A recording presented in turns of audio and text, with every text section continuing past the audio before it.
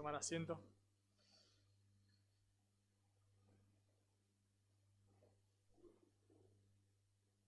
Bueno, agradecido al Señor por la invitación. Siempre es un privilegio poder compartir la palabra del Señor. Ya con Dani nos conocemos hace varios años. La verdad que bueno, él y su familia son de mucha bendición. Damos gracias a Dios por sus vidas. Hemos venido acá hace varios años de visita, en su momento acompañando a un matrimonio. Bueno, hoy poder compartir la palabra es un privilegio. Así que les invito a abrir sus Biblias, por favor, en 2 de Pedro, capítulo 1. Antes de que me olvide, mandaron saludos de la iglesia en Santa Teresita. Siempre que me mandan saludos, nunca los mando. Siempre que lo voy a hacer, nunca lo hago. Me acordé. Así que fueron dados. Y en 2 de Pedro, capítulo 1, vamos a estar estudiando el versículo 19 al versículo 21. 2 de Pedro, capítulo 1, versículos 19 al 21. Oramos primero y luego leemos. Señor, damos gracias por tu palabra. Señor, confiamos que tu palabra es viva, es eficaz. Confiamos, Señor, que tú salvas a los perdidos por medio de la predicación de tu palabra. Confiamos que tú santificas a tu iglesia. Señor, rogamos, por favor, que tú nos hables. Tú dices, Señor, que tú buscas a aquellos que tiemblan ante tu palabra. Queremos hacer eso en esta mañana. Queremos someternos a la autoridad de las Escrituras. Queremos oír tu voz, Dios. Por favor, háblanos, pastoréanos. Tú conoces cada necesidad en esta mañana, cada situación. Tú conoces, Señor, aquellos que te pertenecen y aquellos que todavía no son tus hijos. Por eso, Dios, rogamos, por favor, tú salves a los perdidos, edifiques a tu iglesia, Dios. Te necesitamos. Señor, que esta mañana ningún hombre se lleve la gloria, sino solo tú, Dios. Somos tus esclavos, tus heraldos. Y en esta mañana queremos solamente, Dios, abrir tu palabra, exponer el texto, Señor, y que tú obres, Dios. Confiamos plenamente en el poder de tu palabra. Oramos en el nombre de Jesús. Amén. Dice la palabra de Dios, leo de la versión Valera 60. Dice, tenemos también la palabra profética más segura, a la cual hacéis bien en estar atentos, como a una antorcha que alumbra en el lugar oscuro, hasta que el día esclarezca y el lucero de la mañana salga en vuestros corazones. Entendiendo primero esto, que ninguna profecía de la Escritura es de interpretación privada, porque nunca la profecía fue traída por voluntad humana, sino que los santos hombres de Dios hablaron siendo inspirados por el Espíritu Santo. Bueno, si pienso en qué hablar en un aniversario, Dani me dijo, bueno, lo que el Señor ponga en tu corazón, qué hablar en un aniversario, creo que, bueno, un tema, podríamos hablar de muchos temas, es verdad, pero sí creo que uno fundamental es hablar de la centralidad de las Escrituras. Hablar de que la palabra de Dios debe ser lo central en la Escritura, en la iglesia. Dios nos habla por medio de su palabra. La última vez que estuvo acá creo que hablamos de 1 Timoteo, cuando Pablo le dice a Timoteo que le escribe todas estas cosas para que si tardo sepas cómo debes conducirte en la casa de Dios, la iglesia del Dios viviente, que es columna y baluarte de la verdad. Así que si nosotros nos ponemos a pensar, bueno, la Escritura es central en la iglesia. Entendemos que Dios salva a los perdidos, Romanos capítulo 1, versículo 16, por medio de la predicación de la palabra. Entendemos que Dios santifica a la iglesia por medio de su palabra. Ahí el Señor Jesús oraba en Juan 17:17, santifícalos en tu verdad, tu palabra es verdad. Así que creo que la Escritura debe ser central en la iglesia, pero también pienso que, digamos, contrario a eso, muchas iglesias se desvían porque la palabra deja de ser central y lo que pasa a ser central es la experiencia. Entonces escuchamos muchas veces de iglesias, quizás les ha tocado hablar con personas que dicen que sí, mi iglesia era una buena iglesia. Sí, mi iglesia era una iglesia que predicaba la palabra hasta que el pastor tuvo tal experiencia. Hasta que la iglesia tuvo tal experiencia. Mismo ¿cómo nacen las sectas? La mayoría de ellas. Bueno, se me apareció un ángel y me dijo que la iglesia estuvo desviada por 2000 años y ahora yo vengo a traerles la verdad. Se corren de la palabra y la experiencia pasa a ser lo central.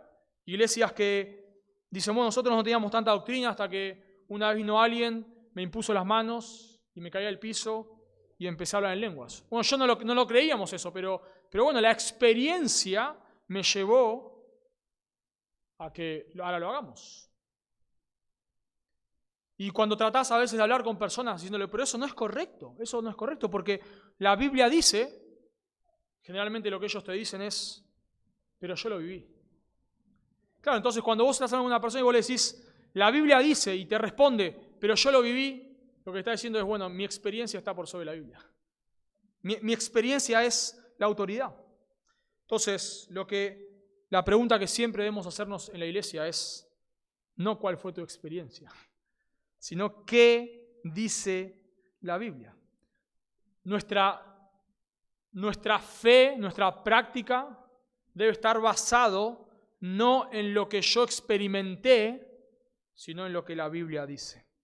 Por eso esta mañana me gustaría que podamos ver que para guardarnos de la falsa doctrina necesitamos estudiar la palabra de Dios. Repito, para guardarnos de la falsa doctrina necesitamos estudiar la palabra de Dios. Y vemos en este texto dos características de la palabra de Dios que te van a motivar a estudiarla. Dos características de la palabra de Dios que te van a motivar a estudiarla. Y la primera característica de la palabra de Dios que te va a motivar a estudiarla es que la palabra de Dios es más segura que la experiencia.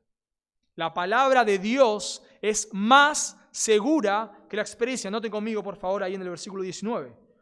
Dice el apóstol Pedro, tenemos también la palabra profética más segura. Tenemos que entender, cuando llegamos a este punto de las Escrituras, a la carta de 2 de Pedro, tenemos que entender que Pedro está ya a punto de morir. Si notan conmigo, por favor, ahí en capítulo 1, versículo 14, dice el apóstol Pedro, sabiendo que en breve debo abandonar el cuerpo, como nuestro Señor Jesucristo me lo ha declarado. Así que Pedro sabe que está a punto de morir, le queda poco tiempo, y Pedro está batallando con la falsa doctrina. Pedro sabe que él va a morir y que la iglesia se han introducido falsos maestros que han introducido falsa doctrina, y una de esas características de esta falsa doctrina es que estos falsos maestros negaban la segunda venida de Cristo. Si notan conmigo ahí, por favor, en capítulo 3, versículo 4, Pedro los cita a estos falsos maestros. Dice, diciendo, estos falsos maestros, esto es lo que ellos decían, capítulo 3, versículo 4. ¿Dónde está la promesa de su advenimiento, su segunda venida? Porque desde el día en que los padres durmieron, todas las cosas permanecen así como desde el principio de la creación. Así que estos falsos maestros decían, no hay una segunda venida. Es mentira que Dios va a venir, el Señor Jesucristo va a venir por segunda vez a juzgar, a salvar a su pueblo, a rescatar a su pueblo y a juzgar a este mundo. Eso es mentira, decían estos falsos maestros. Y por supuesto, detrás de esta falsa doctrina, detrás de este concepto de que el Señor no va a venir, por supuesto lo que traía todo esto era vidas inmorales. Porque en realidad siempre está, detrás de la falsa doctrina siempre está la vida inmoral. Entonces estas personas decían, bueno, como no hay ningún juicio, como Dios no te va a juzgar, viví como quieras, haz lo que quieras.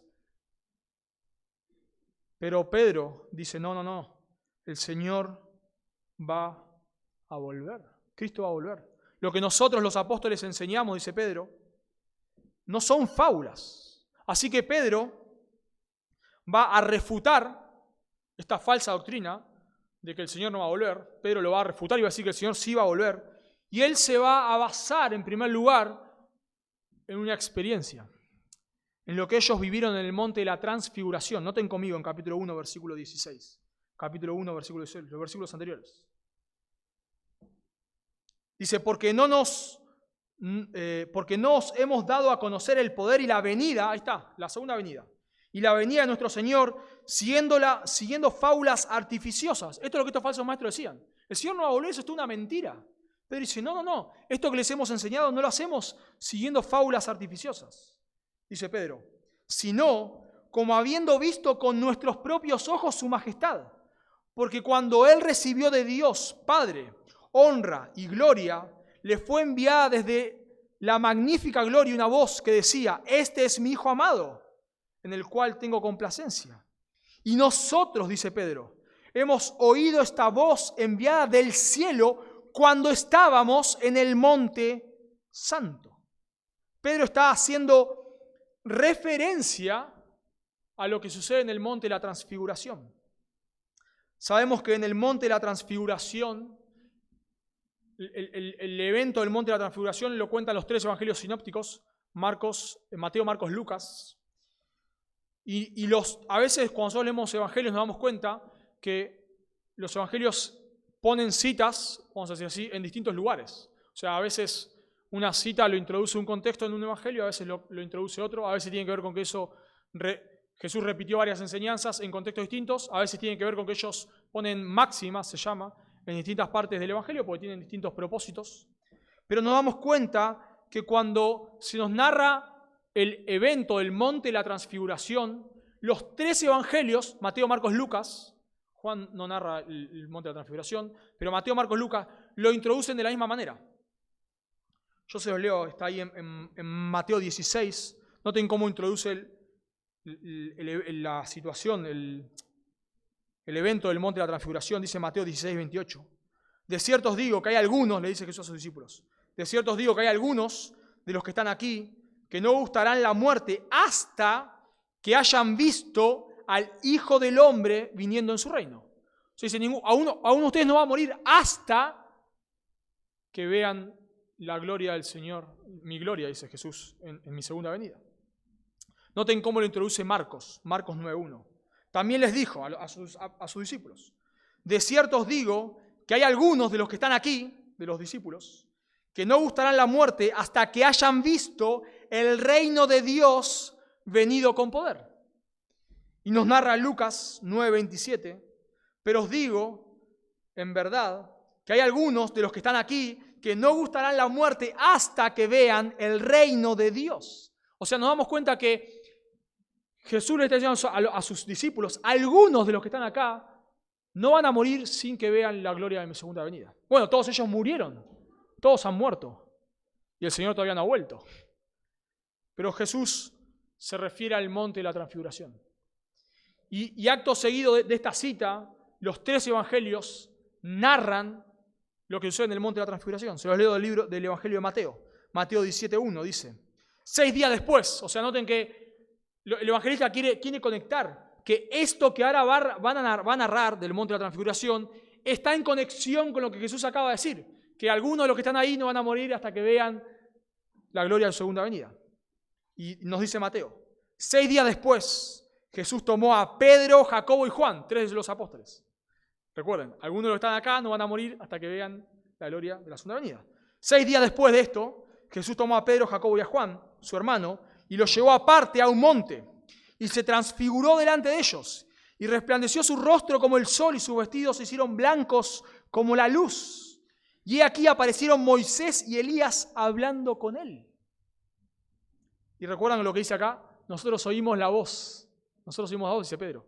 Y noten lo que dice en Mateo 17:7. Entonces vino una nube que les hizo sombra, y desde la nube una voz que decía, este es mi Hijo amado, a él oíd. ¿Se imaginan esta experiencia?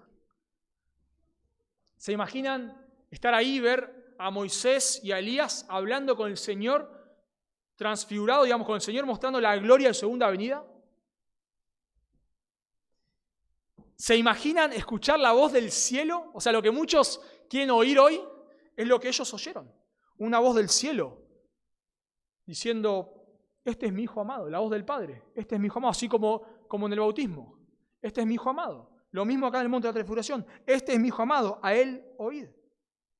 Si nosotros quisiésemos persuadir a alguien. Imagínense que tenés esta experiencia y seguramente irías por ahí, si querés refutar a alguien, todo el tiempo contando tu experiencia. Y claro, Pedro apunta a su experiencia. Claro que sí, dicen, nosotros gustamos algo de su segunda venida, el Señor va a volver, pero ahora hace algo increíble. En el versículo 19, que es nuestro texto. Increíble. Noten conmigo en el versículo 19. Tenemos también la palabra profética más segura. Y esto es impresionante porque Pedro usa un adjetivo comparativo. Un adjetivo comparativo es cuando usas el más con un adjetivo. Por ejemplo, vos decís, este auto es más rápido. Ahí tenemos, más un adjetivo. Entonces estás comparando. Este auto es más rápido que este otro auto. Este hombre es más alto. ¿Más alto que qué? Que este otro hombre. Esta casa es más grande. ¿Más grande que qué? Que aquella otra. ¿Se dan cuenta? Comparamos. Y Pedro dice, tenemos también la palabra profética más segura. ¿Más segura que qué? Que la experiencia que acaba de contar. O sea, Pedro pone a las Escrituras por sobre la experiencia del monte de la transfiguración. O sea, nosotros diríamos, no, esta experiencia es fascinante. Y claro, en un sentido, claro que lo es. Pero Pedro dice, tenemos la palabra profética más segura. O sea, claro, lo que nosotros vivimos es real, pero es real porque está en concordancia con la Biblia.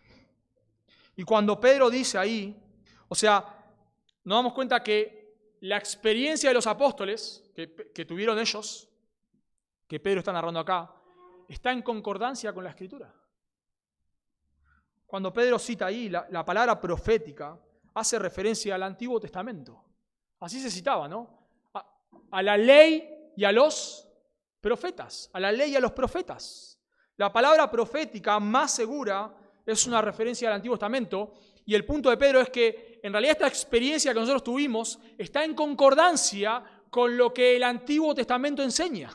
Que el Hijo del Hombre va a venir, va a volver. Daniel 7:21. Y veía yo, dice Daniel, que este cuerno hacía guerra contra los santos y los vencía hasta que vino el anciano de días y se le dio juicio a los santos del Altísimo. Y llegó el tiempo y los santos recibieron el reino. Daniel 2:44. Y en los días de estos reyes, el Dios del cielo levantará un reino. ¿El reino de quién? Del Mesías, de Jesucristo. Levantará un reino que no será jamás destruido. El reino del Mesías. Ni será el reino dejado a otro pueblo. Desmenuzará y consumirá a todos estos reinos. El juicio que ellos negaban. Pero Él permanecerá para siempre. Así que lo que Pedro está narrando está en concordancia con las Escrituras. Nosotros tuvimos esta experiencia. Ellos, recordemos que algo que hacían los apóstoles que nosotros no podemos hacer es traer nueva revelación. Por supuesto, en el tiempo estaban escribiendo el canon. Recordemos que Jesús no escribió ninguna Biblia. Ellos eran los encargados de escribir sobre las enseñanzas de Jesús. Pero Pedro dice, no, nosotros vimos la gloria de Jesús en su segunda venida, pero hay algo más. Hay algo más. Hay algo más seguro, que es la palabra de Dios. Y tenemos un ejemplo de esto, hermanos, para mí, que corrobora esto que yo estoy diciendo. Precioso. Después lo pueden leer, yo les voy dando algunos versículos, pero se encuentra en Lucas capítulo 16, la parábola de Lázaro y el rico. Si brevemente recuerdan, Jesús narra una parábola donde hay un mendigo y un hombre muy rico, Lázaro. Lázaro hacía fiestas con esplendidez, un hombre sumamente rico. Había un rico, sumamente rico, que hacía fiestas con esplendidez, y Lázaro era un mendigo que estaba ahí a la mesa de este rico, esperando que se caigan migajas. Y Jesús nos dice que en la parábola que ambos mueren, el rico y Lázaro, los dos. Y el rico va al infierno, no por ser rico, no tengo tiempo de explicarlo ahora, pero no por ser rico, sino porque no ha creído en el Mesías que iba a venir. Y Lázaro va al cielo, no por ser pobre, sino va al cielo por confiar en Jesús. Así que Jesús nos narra esta parábola y ya nos cuenta que están los dos muertos. Lázaro en el cielo, en el seno de Abraham, y el rico en el infierno. Y Lázaro, el rico, le pide a Abraham en esta parábola que lo saque de ese lugar. Que le dé no le pide que lo saque de ese lugar, que le dé un poco de alivio, un poquito. Dice Lucas 16:25. Pero Abraham le dijo: hijo, acuérdate que recibiste tus bienes en tu vida y Lázaro también males. Pero ahora este es consolado aquí y tú atormentado. O sea, Lázaro está ahí, el rico está ahí diciéndole: por favor, un poco de alivio. Abraham le dice: no hay alivio. Entonces, este rico le pide a Abraham, Entonces le dijo: te ruego, pues, padre Abraham, que le envíes a la casa de mi padre, a Lázaro, que lo envíe a la casa de su padre, porque tengo 5 hermanos, para que les testifique, a fin de que no vengan ellos también a este lugar de tormento. O sea, noten lo que está pasando en esta parábola. Este hombre pide alivio y Abraham le dice: no, en el infierno las personas van a sufrir eternamente sin posibilidad de alivio. Entonces este rico, que no es misericordioso, no tengo tiempo de mostrarlo ahora, pero no es misericordioso, como que parece que tiene un acto de bondad. Y le dice: bueno, aunque sea está bien, yo ya no puedo salir, pero tengo hermanos todavía. Por favor, envía a Lázaro, que estaba muerto, en el cielo Lázaro estaba muerto, a Lázaro para que les predique la palabra. ¿Te imaginas que Lázaro se le aparece ahí a los hermanos y les dice: óiganme, su hermano está en el infierno, no hagan como él, arrepiéntanse? Pero noten lo que le responde a Abraham en Lucas 16:29. Y Abraham le dijo: a Moisés y a los profetas tengan, óiganlos. Él entonces dijo: a Moisés y a los profetas tengan, la escritura. Entonces el rico le responde a Abraham: no, padre Abraham, pero si alguno fuere a ellos de entre los muertos, se arrepentirán. ¿Saben cuál es el punto? No, es que la Biblia no es suficiente. Si alguien va con la Biblia, no van a creer. Pero si se aparece un muerto, esto no falla. Note la respuesta de Abraham. Mas Abraham le dijo: si no oyen a Moisés y a los profetas, el Antiguo Testamento, las Escrituras, si no oyen a Moisés y a los profetas, tampoco se persuadirán, aunque alguno se levantare de los muertos. ¿Qué está haciendo Jesús? La Biblia es suficiente. Y no importa qué experiencia tengan estas personas. No importa que un muerto se aparezca y les diga que se arrepientan. Si no creen a Moisés y a los profetas, no se van a persuadir aunque a uno se levante de los muertos. ¿Cuál es el punto, hermanos? La Biblia es suficiente. Y nosotros contamos experiencias a veces, cosas que nos han sucedido, y no está mal, no es pecaminoso, pero el punto es que siempre eso que contamos, en realidad es para ilustrar lo que la Biblia enseña. Porque la autoridad son las Escrituras. Yo puedo decir: venía, en tal situación y el Señor nos cuidó, nos guardó de esta manera. Bueno, no tiene nada de malo. Pero el punto es que yo estoy ilustrando el cuidado de Dios para sus hijos. Yo puedo decir: bueno, el Señor nos proveyó de tal manera. Bueno, yo estoy contando, ilustrando lo que la Biblia enseña, que Dios cuida de sus hijos. O uno estaba sin trabajo y el Señor pasó tal situación y tal otra y consiguió un trabajo. Bueno, estoy narrando la providencia de Dios. Pero la autoridad no es mi experiencia. La autoridad son las Escrituras. Si alguien te dice que la evidencia de que vos sos un creyente es que hablas en lenguas, supuestamente, lo que vos debes preguntarle es: ¿y dónde la Biblia lo enseña? No, bueno, pero yo lo experimenté. Bueno, no me importa que vos lo hayas experimentado. ¿Dónde la Biblia lo enseña?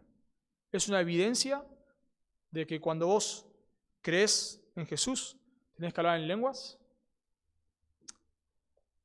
Porque yo no lo veo en la Escritura, lo veo en ciertos casos y punto. Lidia, creyó, pero no habló en lenguas. El carcelero Alejandro creyó, pero tampoco habló en lenguas. Entonces yo no veo una evidencia de que los tesalonicenses creyeron en el Señor y no hablaban en lenguas. Los filipenses creyeron en el Señor y no hablaban en lenguas. Entonces, ¿por qué vos me decís que una evidencia de que yo soy un creyente tengo que hablar, es que hablo en lenguas? Si alguien te dice, bueno, ¿saben qué? Ayer estaba soñando y el Señor me habló en un sueño y me dijo tal o cual cosa. No, pero ¿dónde dice la Biblia que Dios ahora habla en sueños? Sí, Hebreos 1:3 dice que en otros tiempos el Señor ha hablado, por sueños, claro que sí. Pero en estos tiempos nos ha hablado por el Hijo. Claro que sí, por el Hijo. Y lo que el Hijo dijo es lo que tenemos revelado acá. Bueno, pero yo lo experimenté. Bueno, yo no sé lo que vos has experimentado. Pero el punto es, ¿qué dice la Biblia?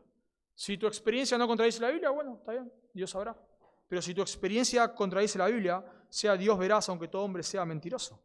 ¿Se dan cuenta? El mayor problema, hermanos, del movimiento carismático es que su doctrina se basa en la experiencia. Yo creo que esa es la raíz, que su doctrina se basa en la experiencia. Entonces, por ejemplo, voy a dar un ejemplo de esto.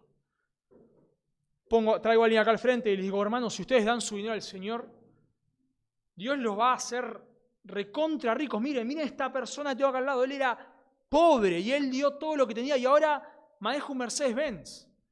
Bueno, quizás es verdad eso. Pero la pregunta es, ¿dónde Dios me promete que si yo doy mi dinero voy a ser rico? ¿Dónde? Porque Dios no me promete que voy a ser rico. Entonces, bueno, quizás ese hombre, no sé, el Señor lo ha querido prosperar, le da un Mercedes-Benz. Está bien, ¿qué problema hay? No hay ningún problema con eso. Pero vos no me podés decir a mí que si yo doy mi dinero voy a ser rico, porque la Biblia no me está dando una promesa que la Biblia no hace.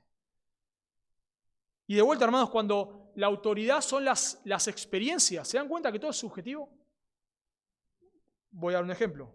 Yo me paro acá y digo, bueno, hermanos, el Señor me ha hablado esta noche en un sueño y me ha dicho que todos deben vestirse de verde o de rojo y blanco. Bueno, y vos me decís, no, eso no puede ser. ¿Y por qué no puede ser? ¿Por qué no puede ser? Si la autoridad son las experiencias, ¿por qué? ¿Cómo vos me negás mi experiencia? ¿Se dan cuenta? No hay manera. Y eso es un ejemplo absurdo, pero así es como hacen un montón de cosas. Bueno, el Señor me reveló que vos tenés que casarte con tal persona. El Señor me reveló que vos tenés que vender tu casa y dar tu dinero a no sé quién. Y el Señor me reveló que vos tenés que dejar el trabajo. ¿Se dan cuenta? Y arruinan vidas. Pero ¿saben cuál es el problema? Que claro, al ser la autoridad, la experiencia, ¿cómo lo negás? Es que no hay manera. Pero cuando la autoridad son las Escrituras, ahí sí puedo decirle, mira, yo no sé cuál fue tu experiencia, no sé qué sueño has tenido, no sé qué has comido anoche, pero la Biblia dice, el Señor acá dice que Él ya no habla por sueños, que Él habla por su palabra. Dice un autor lo siguiente, en la moderna sociedad que principalmente se orienta a la experiencia, mucha gente, incluyendo algunos cristianos, buscan valorar o discernir, escuchen, la verdad a través de la forma en que Dios ha obrado en sus vidas. Pero el esplendor de la experiencia de Pedro con Cristo y su transfiguración menguaba ante sus ojos a medida que hablaban de la segura revelación escrita por los profetas. ¿Saben qué es triste, hermanos? Que mucha gente toma decisiones que arruinen sus vidas por experiencias. Por ejemplo, personas que dicen, yo estaba pensando en esta persona, imagínense un joven soltero que dice, vino a mi mente, estaba orando y vino a mi mente una compañera del colegio, supongamos, que no es creyente, pero vino a mi mente, estaba orando y justo me la crucé. Ella no es creyente, pero me la crucé ahí. Entendí, era la voluntad de Dios para mi vida. Y me casé. ¿Y pero qué dice la Biblia, hermano? Bueno, pero tuve esta experiencia. ¿Y pero qué me importa tu experiencia? ¿Qué dice la Biblia? No os unáis en yugo desigual. Tu experiencia no puede contradecir las Escrituras. Bueno, sé lo que habrá pasado y te la cruzaste. Yo, providencia del Señor, no tengo ni idea, pero no te podés casar con esa persona. Porque la Biblia dice. Y así podemos seguir contando. No dejé mi trabajo porque justo se me cruzó alguien y me dijo que no sé, me comentó algo y yo entendí a través de eso que era la voluntad de Dios. Es que para discernir la voluntad de Dios, hermano, tenés que escudriñar las Escrituras. Y si la Biblia no dice nada al respecto, si esa chica con la que te cruzás es creyente, es piadosa, va a una iglesia, etcétera, etcétera, etcétera, bueno, qué sé yo, casate, no sé. Pero si no es creyente, está en contra de la palabra de Dios. Así que debemos entender que la palabra es suficiente. La palabra es suficiente. Y noten cómo sigue diciendo Pedro. Ahí noten conmigo, por favor. En el versículo 19 tenemos también la palabra profética más segura, a la cual hace referencia a la palabra, justamente, a las Escrituras, a la cual hacéis bien en estar atentos como a una antorcha que alumbra en lugar oscuro. La idea de estar atento es de observar algo con detenimiento, prestar mucha atención. Esta palabra se usa en Hechos 8:10, cuando dice a este oían atentamente, esa es la palabra, oír atentamente. A este oían atentamente todos, desde el más pequeño hasta el más grande. Hechos 16:14. Entonces una mujer llamada Lidia, vendedora de púrpura de la ciudad de Tiatira, que adoraba a Dios, estaba oyendo, y el Señor abrió el corazón de ella para que estuviese atenta. Ahí está la palabra. Estuviese atenta, a prestar atención. Y Pedro dice acá en nuestro texto, a la cual hacéis bien en estar atentos. Y la palabra ahí, hacéis bien en estar atentos, hacéis bien, da la idea de que es algo que agrada a Dios. Por ejemplo, les cito un solo texto, Santiago 2:8, se usa la misma palabra en Santiago 2:8, dice Santiago, si en verdad cumplís la ley real, conforme a la Escritura, amarás a tu prójimo como a ti mismo, bien haréis. Ahí está nuestra palabra. O sea, si vos cumplís esto de amar a tu prójimo como a ti mismo, bien haréis. O sea, el punto es, estás agradando a Dios. Es lo que a Dios le agrada. Es la voluntad de Dios. Y Pedro acá dice en nuestro texto, si vos prestás atención a la Escritura, estás atento, hacés bien. Estás haciendo lo que agrada a Dios. En contraste con lo que mucha gente dice, ¿no? Que la letra mata. Te citan ahí 2 Corintios 3. Sacando de contexto, porque ahí está hablando del antiguo pacto, no de la Biblia. Pero te lo citan de contexto. Acá Pedro dice lo contrario. Pedro dice lo contrario. No lo contrario a lo que dice 2 Corintios, sino lo contrario a los que tuercen 2 Corintios dicen. Que la letra mata y te dicen, no estudies la Biblia. Ese texto no está diciendo que no tenés que estudiar la Biblia. Sino está haciendo referencia al antiguo pacto con el nuevo pacto. Por lo tanto, la misma Biblia nos manda a estudiar las Escrituras con detenimiento. Y Pedro acá nos dice, hermanos, que esta palabra profética es la más segura. ¿Y qué debemos hacer? Entonces, bueno, el texto lo dice muy claramente. Estar atentos. Mirar con minuciosidad lo que el texto enseña. ¿Cuál es tu tarea como creyente? Estudiar las Escrituras con detenimiento, con una interpretación, como se suele nombrar, literaria, histórica y gramatical. Entendemos el texto en su contexto. Necesitamos poder abrir las Escrituras y poder encontrar lo que se llama en hermenéutica la intención autoral. La intención, ¿cuál fue la intención del autor? Original. Ejemplo, hermanos, ejemplo.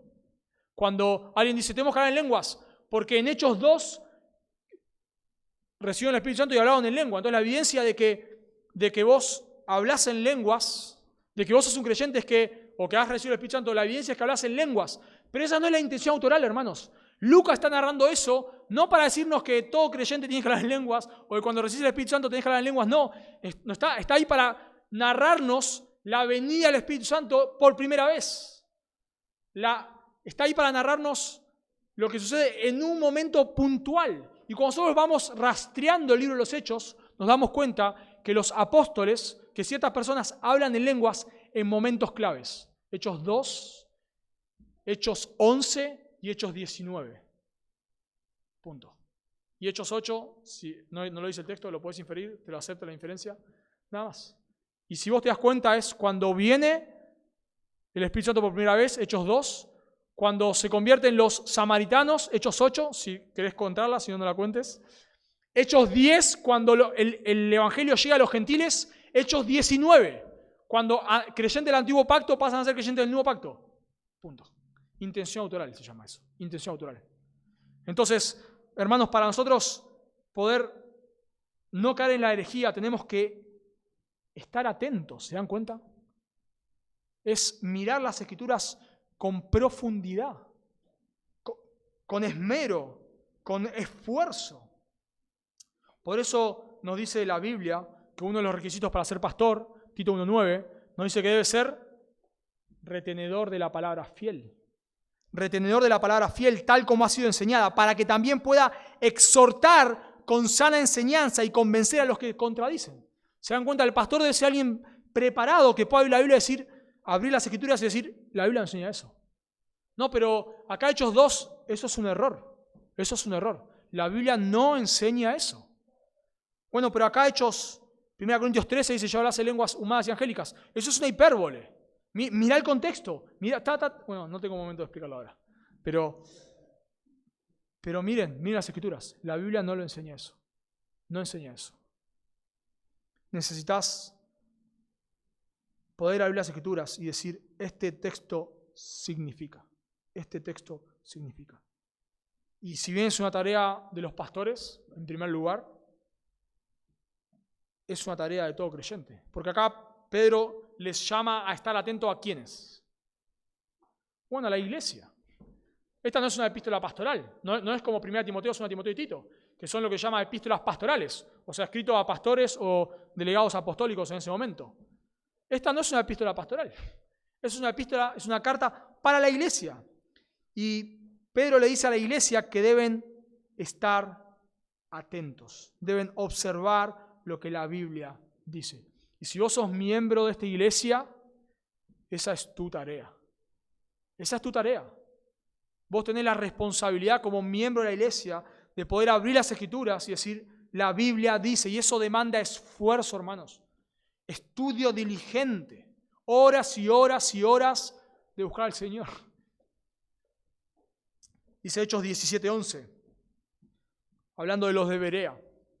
Dice, nos narra Lucas, el evangelista, y escribe el libro de los Hechos. Dice, y estos, hablando de los de Berea, eran más nobles que los de Tesalónica, pues recibieron la palabra con toda solicitud, escudriñando cada día las Escrituras para ver si estas cosas eran así.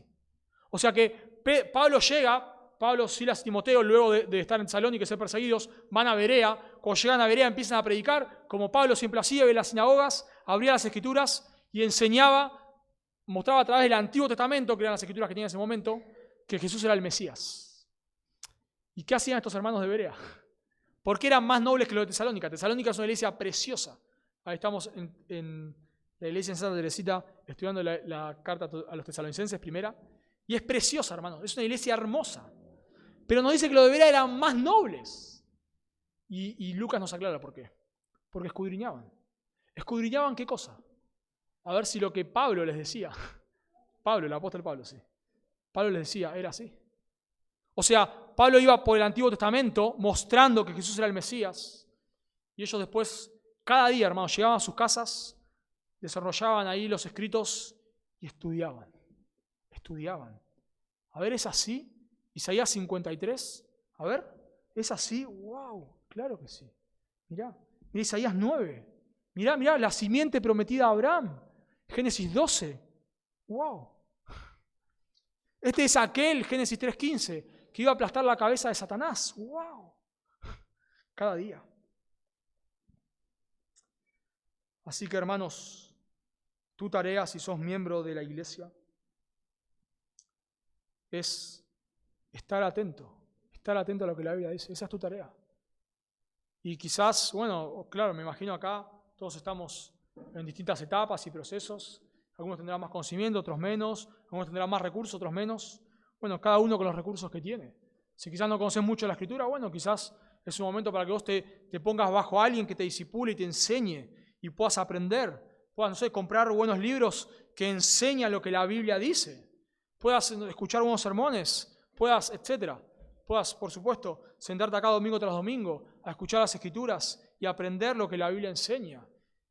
Y matarte para que puedas ser un hombre, una mujer que pueda abrir las Escrituras y refutar la herejía. Y que si alguien se para en este púlpito y dice algo que no corresponde o dice una herejía, que cualquiera pueda decir, disculpame fulano, pero la Biblia no enseña eso.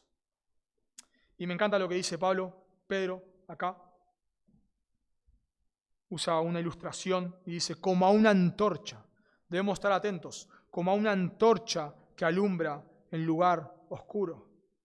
Por supuesto, es una metáfora, ¿no? Está todo oscuro y vos tenés una antorcha, ¿qué hace eso? ¿Te permite ver? Claro que sí. Bueno, hermanos, en medio de tanta confusión doctrinal, en medio de personas que dicen cualquier cosa en el nombre del Señor, en medio de doctrinas que se meten de manera muy sutil en la iglesia, muy sutil en la iglesia. Y quizás a ustedes les ha pasado, no lo sé, pero que cuando generalmente salís de una iglesia falsa, estás tan confundido, ya no sabes qué creer, por años has pensado que te enseñaban la verdad y ahora te das cuenta que no, y salís con una confusión mental, no sabes qué hacer, qué tenés que hacer, qué es lo que aclara esa confusión. La palabra de Dios. La palabra de Dios. En medio de tanta barrabasada, herejía, cualquier cosa que se dice en las iglesias, ¿cómo hacemos para no desviarnos? A veces el error es burdo, a veces es finito. ¿Cómo hacemos?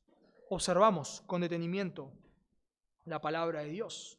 Y nos dice el texto, ¿hasta cuándo? ¿Hasta cuándo debemos hacer esto? Bueno, no tengan ahí conmigo, por favor. Hasta que el día esclarezca y el lucero de la mañana salga en vuestros corazones. El punto es, no quiero extenderme esto, el punto es hasta que el Señor venga.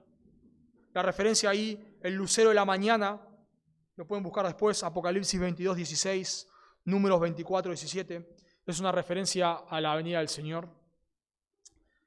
Según Romanos 13, 12, el día se usa muchas veces como referencia a la venida del Señor. Y en sus corazones es una referencia a que cuando seamos transformados, hermanos. O sea, el punto es, ¿hasta cuándo, hermanos? ¿Hasta cuándo debemos estar mirando y escudriñando y observando con entendimiento la palabra de Dios? ¿Hasta cuándo? Hasta que el Señor venga. Hasta que el Señor venga. Hasta que el Señor vuelva y transforme nuestros corazones, dice primera de Juan capítulo 3, versículo 2.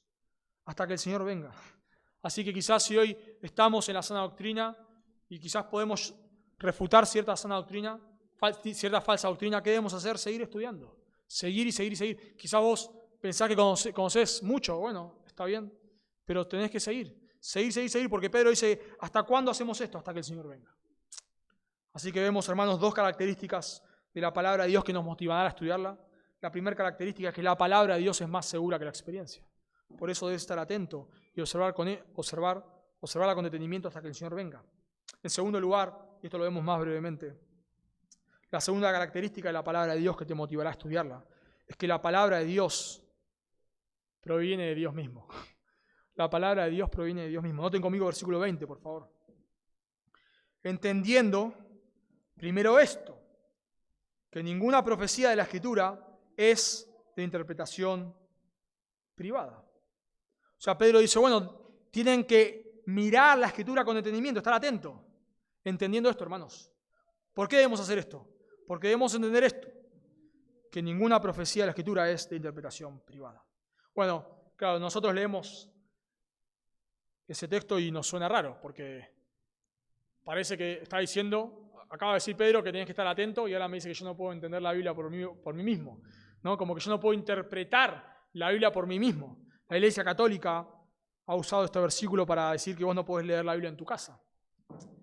Pero el punto de acá no es que vos no podés interpretar la Biblia por vos mismo, porque Pedro acaba de decir que tenés que estar atento a ella. Entonces, si tengo que estar atento a ella, ¿cómo hago para no estudiarla por mí mismo? Sino que el verbo que se usa ahí, ninguna profecía de la Escritura es, ese verbo es. Generalmente el verbo que se traduce es el verbo eimi, en griego, eimi, que es el verbo ser o estar. Pero acá Pedro usa otro verbo, que es el verbo ginomai.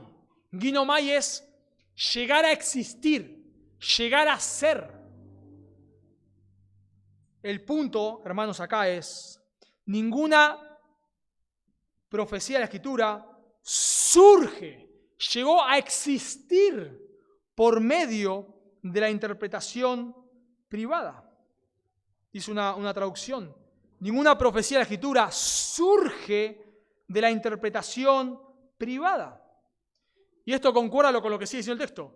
Porque nunca la profecía, ¿qué? Fue traída, ¿se dan cuenta? Origen. Nunca la profecía fue traída, tuvo su origen en la voluntad humana. Explicando esto con palabras simples. ¿Qué quiere decir? Lo que Pedro está diciendo es, hermanos, tienen que estudiar las Escrituras porque es la palabra de Dios. Y porque esta palabra que ustedes tienen no surge de la voluntad del hombre. El punto es este, hermanos. No es que Jeremías dijo en un momento, bueno, tengo ganas de escribir la palabra de Dios, así que hoy me levanté inspirado, voy a escribir. No es que Isaías tuvo una visión ahí en Isaías capítulo 6. Isaías, bueno, la interpretó como él quiso. A él le pareció algo, como pasa hoy. Lamentablemente, la única diferencia es que hoy no es palabra de Dios eso. Personas que se levantan y dicen, bueno, tuve un sueño y a mí me parece que el sueño no sé qué cosa. Bueno, la Biblia no fue escrita de esa manera, hermanos. Sino que dice que no fue traída por el Espíritu Santo, sino que estos hombres hablaron siendo inspirados por el Espíritu Santo. La palabra inspirados, sabemos es distinta a la que se usa en 2 de Pedro, 2 de Timoteo 3:16, no es teomnestos, es la idea es feró, el verbo es la idea de ser llevado. El punto, hermanos, es que estos autores, esto es complejo, pero quiero tratar de explicarlo lo más simple posible. Estas personas, los profetas del Antiguo Testamento, los apóstoles del Nuevo Testamento, no escribieron la Biblia porque ellos quisieron un día ser autores de la Escritura, sino que dice que ellos escribieron siendo inspirados, siendo impulsados. Esta misma palabra se usa en Hechos 27:15 para hablar de que una barca fue llevada por el viento. O sea, el punto es que Dios usó, cuando leemos la Biblia no es todo un dictado, no es todo un dictado. Dios usó personalidades, situaciones, como tenemos Primera de Corintios, a través de los problemas de la iglesia en Corinto. ¿Cómo tenemos el Evangelio de Lucas o el libro de los Hechos? Por medio de una investigación de Lucas. O sea, Dios a veces dictó, a veces usó distintas circunstancias. El punto es que cada uno de ellos, Dios usó muchísimos autores, pero cada uno de ellos cuando escribía estaba siendo guiado por el Espíritu Santo de tal manera que cuando ellos escribieron, lo que ellos escribieron es exactamente lo que Dios quería que escribiese. Exactamente. Así que, hermanos, el punto de Pablo acá es, nosotros debemos estudiar las Escrituras, porque es la palabra de Dios. Ese es el punto. Porque es la palabra de Dios. Versículo 21.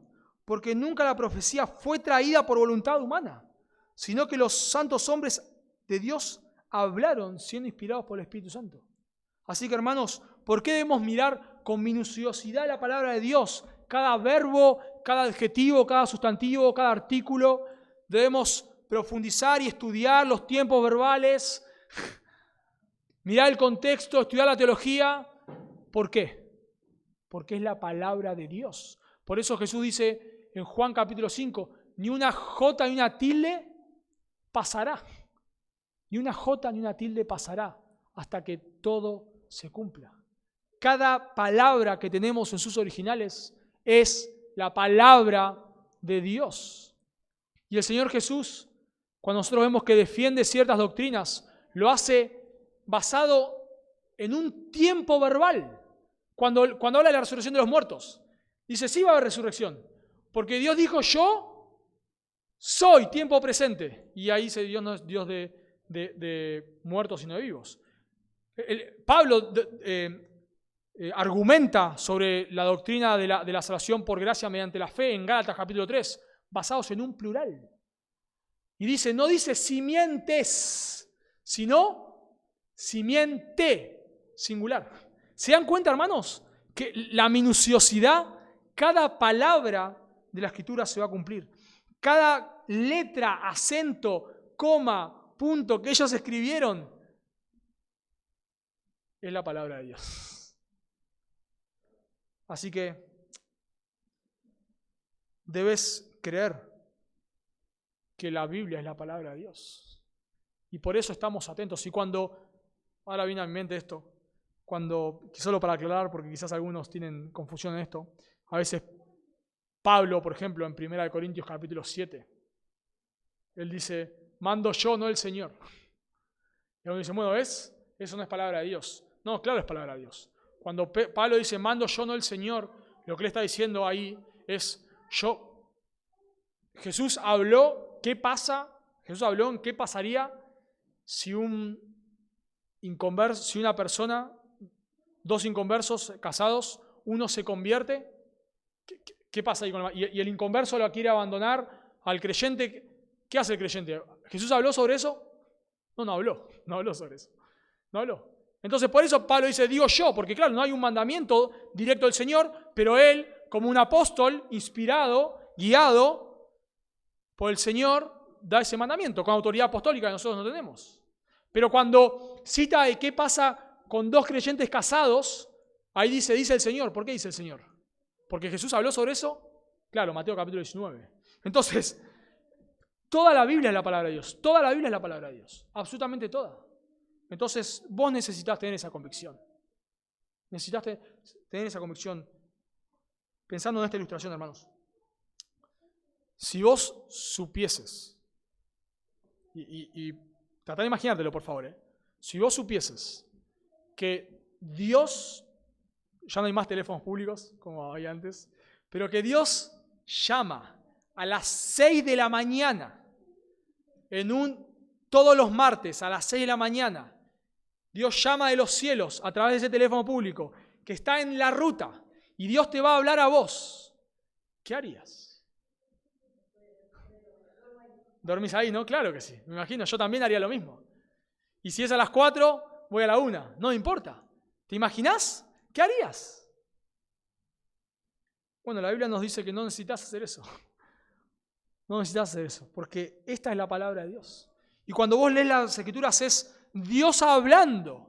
Dios hablando. Por eso dice Hebreos 4:12, que la palabra de Dios es viva y eficaz. Creo que John Piper decía, si querés oír la voz audible de Dios, lee la Biblia en voz alta, ¿no? Porque es la palabra de Dios y es suficiente. Y no necesitamos nada más, hermanos. Es la palabra de Dios. Si vos querés, a veces nosotros queremos, de manera pecaminosa, hermanos, queremos tratar de averiguar la voluntad secreta de Dios. Pero ¿qué dice Deuteronomio 29:29? Las cosas secretas pertenecen a nuestro Dios. Pero las reveladas, ¿para quién son? Para nosotros. Tenés que tomar la convicción, porque la Biblia lo dice, de que la Biblia es la palabra de Dios. Y que si vos querés oír la voz de Dios, necesitas escudriñar las Escrituras. Y si vos querés conocer a Dios, Dios se revela por medio de su palabra. Hermanos, la Biblia es suficiente. La Biblia es suficiente. 2 Timoteo 3:16. Toda la Escritura es inspirada por Dios y útil para enseñar, para redarguir, para corregir, para instruir en justicia, a fin de que el hombre de Dios sea perfecto, maduro, completo, enteramente preparado para toda buena obra. Si queremos que la iglesia crezca, ¿qué necesitamos? La palabra de Dios, que es suficiente. Y si queremos que los pecadores se conviertan, ¿qué necesitamos?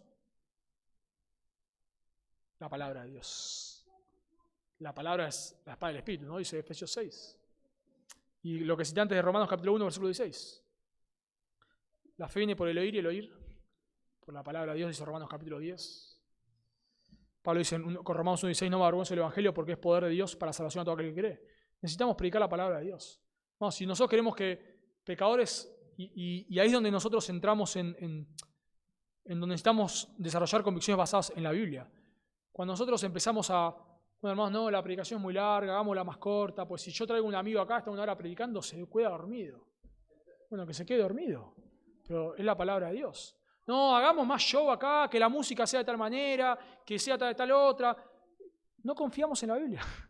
Estamos diciendo que la Biblia no es suficiente. No, lo que necesitamos es que cuando vengan personas que no conocen al Señor, escuchen el Evangelio, que son pecadores, que por su pecado van al infierno, que la ira de Dios, Juan 3:36, está sobre ellos Y que la única manera de escapar de la ira de Dios es si se arrepienten de sus pecados y creen en Jesús, que es Dios hecho hombre muriendo en lugar del pecador y resucitando el tercer día. Eso es lo que necesitan escuchar.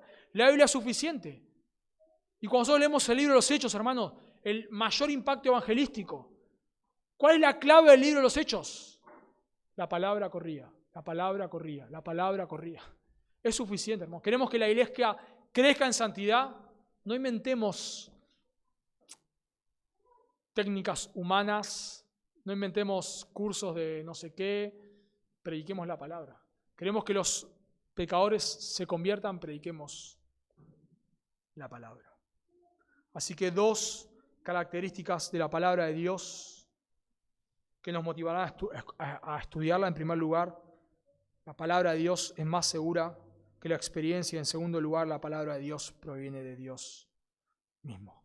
Si vos estás acá y no sos un creyente, la palabra de Dios te manda hoy mismo que te arrepientas de tus pecados y creas en Cristo como tu único y suficiente Salvador. Oramos. Señor, damos gracias por tu palabra. Señor, rogamos que tú la uses, Señor, en nuestros corazones, que podamos meditar en ella, atesorarla, Dios, que no seamos oidores olvidadizos, sino hacedores de tu palabra. Ayúdanos, Dios, por favor, a escudriñar tu palabra con profundidad. Ayúdanos, Dios, a levantar tu palabra en alto. Ayúdanos, Señor, a tomarnos en serio, cada uno de nosotros, a tu palabra y ser fieles, diligentes en estudiarla. Por favor, Dios, ayúdanos. Y te rogamos, te pedimos, Señor, por aquellos que hoy están aquí, que no te conocen, que tú les salves, por favor. Que tú les llames al arrepentimiento y a la fe, que puedan creer a tu palabra, Dios. Que el que cree en el Hijo tiene vida eterna, pero el que rehúsa creer no verá la vida, sino que la ira de Dios permanece sobre él. Por favor, Dios, que puedan creer a tu palabra que dice que hoy es el día de salvación. Que puedan creer a tu palabra, Dios, de que tu Hijo va a volver por segunda vez para juzgar a todos aquellos que le han rechazado, Dios. Por eso, por favor, si hay aquí alguien que no te conoce, que tú le des fe y tú le des arrepentimiento. Por favor. Te lo pedimos en el nombre de Jesús. Amén.